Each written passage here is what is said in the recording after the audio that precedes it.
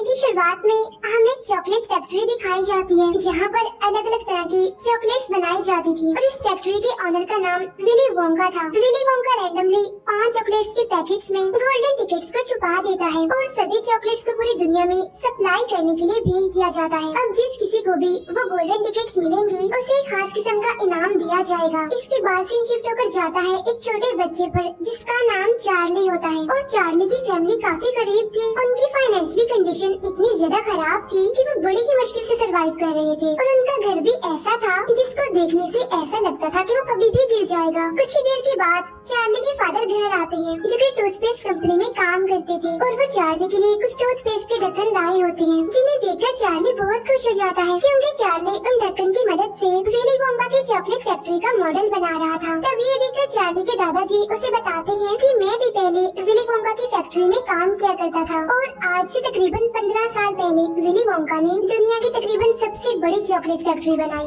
यानी कि दुनिया की बड़ी से बड़ी फैक्ट्री से वो 60 गुना बड़ी थी। अब किसी चीज से इम्प्रेस होकर इंडिया के एक प्रिंस ने विली वोंका को चॉकलेट का एक महल बनाने का ऑर्डर दिया। अब विली वोंका ने बिल्कुल ऐसा ही किया, यानी उसने उनके कहने के मुताबिक चॉकलेट का महल बना ही दिया। लेकिन साथ ही साथ उसने इस बारे में प्रिंस को ये भी बताया कि ये महल ज्यादा दिनों तक नहीं रहेगा क्योंकि गर्मी बहुत ज्यादा है और चॉकलेट का ये महल मेल्ट हो सकता है। लेकिन वो प्रिंस उसकी बातों पर ज्यादा ध्यान नहीं देता और फिर हम दूसरे ही दिन देखते हैं कि काफी तेज धूप निकलती है, यानी आज काफी गर्मी होती है जिसकी वजह से चॉकलेट का वो पूरा महल पिघल जाता है। फिर विली वोंका जब अपनी फैक्ट्री में वापस आता है तो उसे पता चलता है कि उसकी फैक्ट्री में एक जासूस आके घुस गया था और इस जासूस को दूसरी चॉकलेट फैक्ट्री के ऑनर्स ने भेजा था ताकि वो विली वोंका की सीक्रेट रेसिपी को चुरा ले जिसके जरिए वो चॉकलेट्स बनाता है और वो बाकी ऑनर्स इस चीज में कामयाब भी रहे उस जासूस के जरिए। और अगले ही दिन सभी चॉकलेट्स कंपनियां विली वोंका की रेसिपी को चुरा कर उसकी सभी मशहूर चॉकलेट्स बनाकर बेचना शुरू कर देते हैं। अब विली वोंका को इस बात पर काफी दुख भी होता है, साथ ही साथ उसे काफी शौक भी लगता है और वो अपने सारे स्टाफ को निकाल देता है बगैर उन्हें कोई वजह बताए और गुस्से में आकर फैक्ट्री बंद कर देता है। फिर कुछ सालों बाद विली वोंका दोबारा से अपनी चॉकलेट फैक्ट्री को ओपन करता है और इस बार भी विली वोंका वही करता है जो कि उसने मूवी के स्टार्ट में किया था, यानी कि वो 5 चॉकलेट्स में गोल्डन टिकट्स रख देता है और इसके बाद ऐलान किया जाता है कि जिन 5 बच्चों को ये गोल्डन टिकट्स मिलेंगे उनमें से एक बच्चे को बहुत ही खास तोहफा मिलेगा। अब पूरी दुनिया में उन चॉकलेट्स को खरीदने के लिए लोगों की भीड़ बनने लगती है और उधर हम देखते हैं चार्ली को जिसका आज बर्थडे होता है। इसी वजह से उसकी फैमिली चार्ली के लिए एक विली वोंका चॉकलेट लेने का फैसला करते हैं इस उम्मीद में कि शायद उस चॉकलेट में से वो गोल्डन टिकट निकल जाए जिससे उन्हें वो खास तोहफा मिले और उनकी लाइफ थोड़ी आसान हो जाए। उन गोल्डन टिकट्स में से सबसे पहला टिकट जिस बच्चे का निकलता है वो काफी मोटा होता है। दूसरा टिकट जिस बच्ची का निकलता है उसकी फैमिली काफी अमीर होती है। यहाँ हमें पता चलता है कि ये बच्ची काफी जिद्दी होती है और इसीलिए उसके फादर ने उसकी जिद की वजह से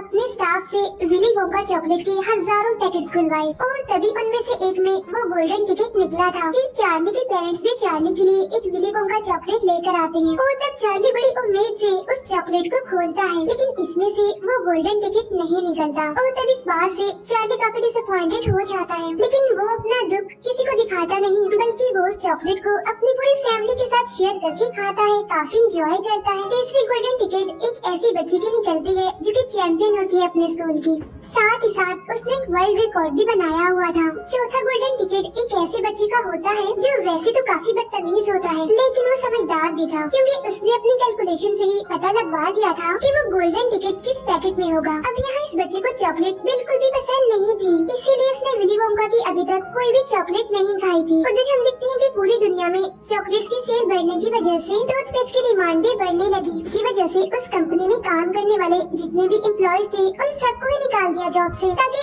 उनकी जगह रोबोट्स को लाया जा सके। अब क्योंकि चार्ली के घर में कमाने वाले सिर्फ उसके फादर ही थे तो आज उनका ये एक जरिया भी खत्म हो जाता है और अब उनका घर चलाने वाला कोई भी नहीं था। लेकिन चार्ली के फादर ये बात अपने घर में किसी को भी नहीं बताते। फिर चार्ली के दादाजी चार्ली को कुछ पैसे देते हैं जो कि उन्होंने अपने पास जोड़ के रखे हुए थे और वो चार्ली को फिर से विली वोंका चॉकलेट को लाने के लिए कहते हैं इस उम्मीद में कि शायद अब उनकी किस्मत खुल जाए और तब चार्ली ऐसा ही करता है, वो फिर से वही चॉकलेट गिफ्ट लेकर आता है और यहाँ वो दोनों बड़ी उम्मीद से चॉकलेट का वो पैकेट खोलते हैं, लेकिन इस बार भी उसमें से गोल्डन टिकट नहीं निकलता। इसलिए चार्ली उदास होकर घर से बाहर आ जाता है और तब उसे एक शॉप के बाहर से एक नोट मिलता है और उन पैसों से चार्ली फिर से वही चॉकलेट खरीदता है। और अब जैसे ही वो उस पैकेट को खोलता है तो उसे अपनी आंखों पर यकीन नहीं आता, क्योंकि अब की बार उसका गोल्डन टिकट निकल गया था। चार्ली के आसपास खड़े हुए सारे लोग उस गोल्डन टिकट को देखने लगते हैं और उसे खरीदने के लिए वो चार्ली को बहुत सारे पैसे ऑफर करते हैं, लेकिन शॉप ओनर चार्ली की भलाई के लिए उसे अपनी शॉप से जाने के लिए कहता है ताकि चार्ली से कोई उस टिकट को छीन ना ले। इसीलिए चार्ली खुशी खुशी अपने घर आ जाता है और वो बहुत ही खुश होते हुए उस गोल्डन टिकट को अपनी फैमिली को दिखाता है। और जैसे गोल्डन टिकट को चार्ली के दादाजी देखते हैं तो वो खुद को रोक नहीं पाते, इसीलिए वो फौरन उठकर डांस करने लगते हैं। फिर वो उस गोल्डन टिकट को अपने बेटे को देते हैं और कहते हैं कि बेटा मुझे पढ़कर तो सुनाओ, इस पे क्या लिखा है। तब उनका बेटा उन्हें बताता है कि इस पर लिखा है कि बच्चे के साथ उसकी फैमिली का कोई एक बड़ा आ सकता है और जब ये लोग अपना इनाम लेने के लिए जाएंगे तो इन्हें चॉकलेट का एक भरा हुआ ट्रक देकर भेजा जाएगा। यानी कि वो इतनी ज्यादा चॉकलेट होगी कि अगर इंसान उसे खाता भी रहे तो फिर भी उसकी पूरी जिंदगी में वो चॉकलेट खत्म ना हो और 5 में से एक बच्चे को एक खास किस्म का तोहफा दिया जाएगा, यानी कि ऐसा तोहफा जो उसने कभी भी नहीं सोचा होगा। चार्ली के दादाजी यहाँ पर कहते हैं कि मैं जाऊंगा चार्ली के साथ, क्योंकि वो चार्ली के साथ जाने के लिए काफी एक्साइटेड थे। यहाँ पर चार्ली अपनी फैमिली को बताता है कि मुझे एक औरत ने इस टिकट के बदले में बहुत सारे पैसों की ऑफर की थी और वो पैसे लेने के बाद हमारी लाइफ बिल्कुल चेंज हो जाएगी। तभी ये सुनकर चार्ली के दादाजी उसे अपने पास बुलाते हैं और उसे समझाते हुए कहते हैं कि देखो बेटा, पैसा तो सभी के पास होता है, लेकिन ये जो गोल्डन टिकट है ना, ये अनमोल है, जो सिर्फ पूरी दुनिया के सिर्फ 5 खुशनसीब लोगों के पास ही है। और तब ये सुनकर चार्ली मान जाता है। फिर अगले दिन 5 बच्चे अपने अपने फैमिली मेंबर के साथ चॉकलेट फैक्ट्री के बाहर पहुंच जाते हैं। अब उनके अलावा वहां पर और भी बहुत सारे लोग आए हुए थे वो सब कुछ देखने के लिए। फिर गेट खुलता है और अंदर से आवाज आती है, आपका वेलकम, प्लीज अंदर आइए। और तब ये सुनकर वो सारे अंदर जाते हैं। उनके अंदर आते ही वो दरवाजा बंद हो जाता है। इन सभी लोगों का एक बड़ा अच्छा सा वेलकम किया जाता है एक गाने के साथ, और ये गाना विली वोंका पर ही बना हुआ था। इसके बाद विली वोंका खुद उनके सामने आता है। यहाँ सारे बच्चे विली वोंका से अजीब अजीब सवाल पूछने लगते हैं, जिनका जवाब विली वोंका भी बड़े ही अजीब तरीके से देता है। फिर विली वोंका खुद भी उनका वेलकम करता है फैक्ट्री के अंदर। फिर इसके बाद उन सभी को बताता है कि इस कमरे में जितनी भी चीजें हैं वो सारी चॉकलेट से बनी हुई हैं, यानी कि घास, वाटरफॉल, पहाड़ और तालाब भी। आप यहाँ पर घूम सकते हैं और यहाँ पर किसी भी चीज को खा सकते हैं। तभी सुनकर वो सारे बच्चे इधर उधर फैल जाते हैं और तभी उनमें से उस जिद्दी बच्ची को वहाँ पर एक बोना दिखाई देता है और वो इसके बारे में विली वोंका से पूछती है। तो वो उन्हें बताता है कि एक दिन मैं चॉकलेट के नए फ्लेवर्स को तलाश करने के लिए जंगल में गया था और वहाँ के जो ट्रीज थे वहाँ पर इन बोनों का पूरा कबीला रहा करता था और इन बोनों के पास बहुत सारी कोको होती है। इसीलिए विली वोंका कोको हासिल करने के लिए उनके कबीले के लीडर को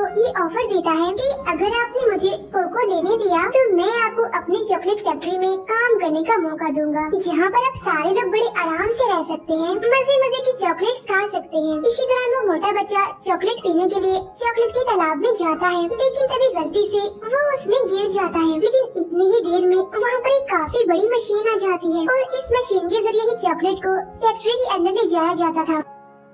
अब जिस पाइप के जरिए चॉकलेट जा रही होती है, इसी पाइप में वो मोटा बच्चा भी फंस जाता है और तभी यहाँ पर विली वोंका के सारे एम्प्लॉइज उस मोटे बच्चे के लिए गाना गाने लगते हैं और तब ये देखकर वहाँ पर सारे लोग काफी हैरान हो जाते हैं कि आखिर इन्हें कैसे पता था कि ये मोटा बच्चा इस पाइप में फंस जाएगा। अब उस मोटे बच्चे को फंसा हुआ देखकर उसकी मदर को उसकी काफी फिक्र होने लगती है। फिर विली वोंका अपने एम्प्लॉइज को बताता है कि इस बच्चे की मदर फैक्ट्री के अंदर जाना चाह रही है, तो तुम इन्हें वहाँ ले जाओ। इसीलिए उस मोटे बच्चे की मदर वहाँ अंदर चली जाती हैं और बाकी लोग विली वोंका के साथ आगे के टूर पर चले जाते हैं। आगे जाने पर उन्हें चॉकलेट की नदी में एक बोट दिखाई देती है और उस बोट में ये सारे बैठकर अपने आगे का सफर तय करते हैं। इसी दौरान विली वोंका नदी से चॉकलेट निकाल कर चार्ली को टेस्ट करने के लिए देता है और तब चार्ली चॉकलेट को टेस्ट करते हुए विली वोंका से पूछता है कि आपने अपनी जिंदगी की पहली चॉकलेट कब खाई थी। और तब विली वोंका इस बात को बताते हुए अपने फ्लैशबैक में चला जाता है। वो बताता है कि मेरे फादर पूरे शहर के सबसे बड़े डेंटिस्ट थे और वो हर हैलोवीन पर मेरे लिए बहुत सारी चॉकलेट्स लाया करते थे। मेरे फादर ने मेरे दांतों पर ब्रेसेस लगाए हुए थे ताकि चॉकलेट्स खाने की वजह से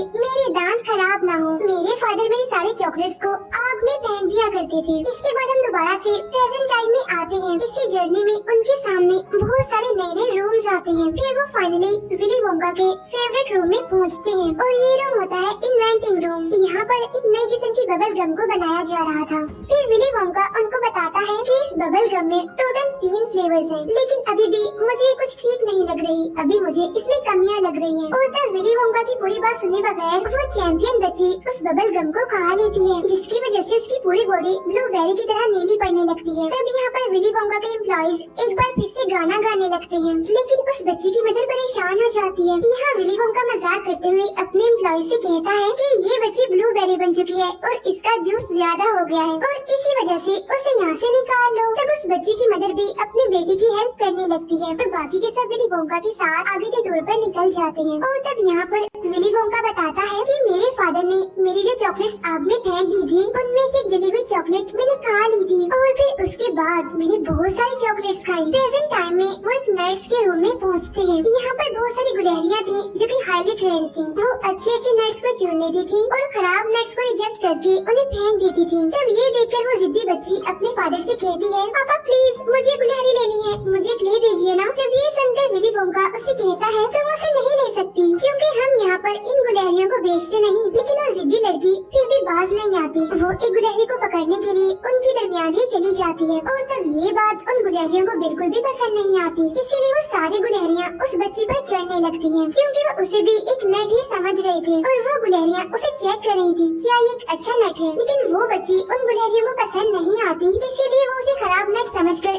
डस्टबिन में फेंक देती है और तब उसे बचाने के लिए उसके फादर भी चले जाते हैं। यहाँ दोबारा से विली वोंका के एम्प्लॉइज गाना गाने लगते हैं कि वो बच्ची जिद्दी अपने फादर की वजह से ही है क्योंकि उसके फादर उसकी हर अच्छी बुरी बात मानते थे। और तब उनमें से एक गुलहरी उसके फादर को भी वहीं पर ही फेंक देती है, यानी जहाँ पर उनकी बेटी गई थी। तब बचे हुए लोग फिर से आगे के टूर पर निकल जाते हैं। तब विली वोंका उन्हें एक अलग ही लिफ्ट में लेकर जाता है और ये लिफ्ट सिर्फ ऊपर से नीचे नहीं बल्कि दाएं से बाएं भी जाया करती थी। लिफ्ट के जरिए वो लोग बहुत सारे रूम्स को देखते हैं।